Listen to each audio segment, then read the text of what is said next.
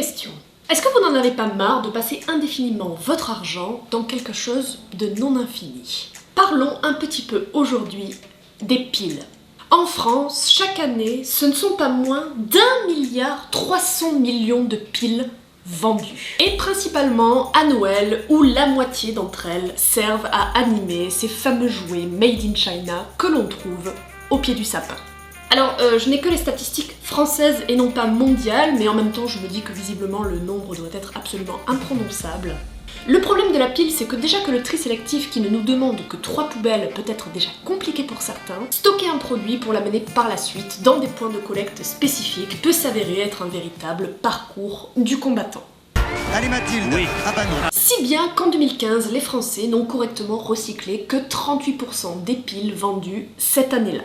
Derrière l'Autriche, la Belgique, le Luxembourg, la Suède et enfin la Suisse en tête de podium avec près de 71% de collecte de leurs piles. Nous tournons aujourd'hui en France autour des 45% de collecte. 35 autres pourcents des piles resteraient stockées dans nos tiroirs et malheureusement les 20% restants seraient jetés à la poubelle. Et le problème d'une pile à la poubelle, c'est qu'elle sera soit retrouvée dans la nature, soit incinérée. Ce qui amène au relargage de métaux lourds pas super cool, comme le nickel, le plomb, le zinc ou encore le lithium. Soit dans les sols, soit dans l'atmosphère après la combustion de nos poubelles.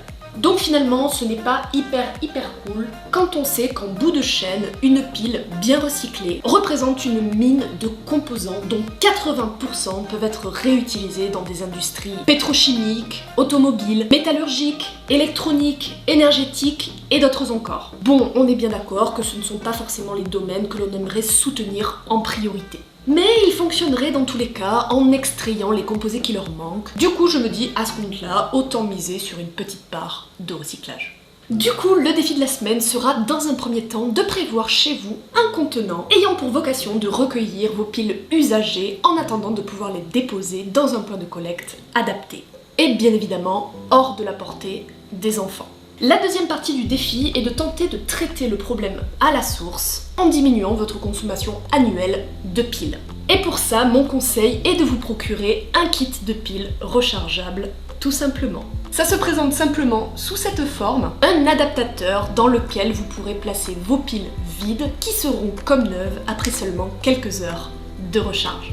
En général, un kit avec 4 piles de type AA et 4 piles de type AAA, donc au moins de quoi faire fonctionner télécommande, manette de console, clavier ou souris d'ordinateur durant des années, ne vous coûtera qu'une trentaine d'euros seulement. C'est sans compter évidemment l'énorme économie d'argent que vous allez faire en arrêtant d'acheter des piles jetables et sans se préoccuper de tout le délire nécessaire pour pouvoir correctement les recycler par la suite. Sans le moindre doute, l'environnement vous remerciera. Personnellement, nous possédons les nôtres depuis des années et elles n'ont pas particulièrement perdu en charge et elles nous dépannent pour éviter de devoir acheter des piles neuves à chaque fois qu'un de nos appareils électroniques en nécessite de nouvelles. Nous jetons beaucoup moins de piles depuis et je peux sans aucun doute dire que nous avons même plus de 2 fois amorti le prix d'achat. Alors, n'hésitez plus!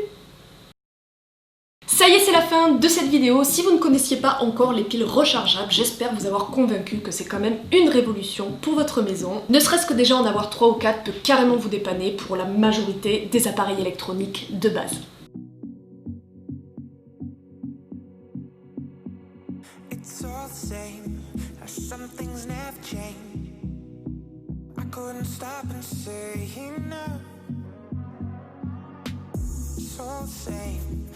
You won't take the blame.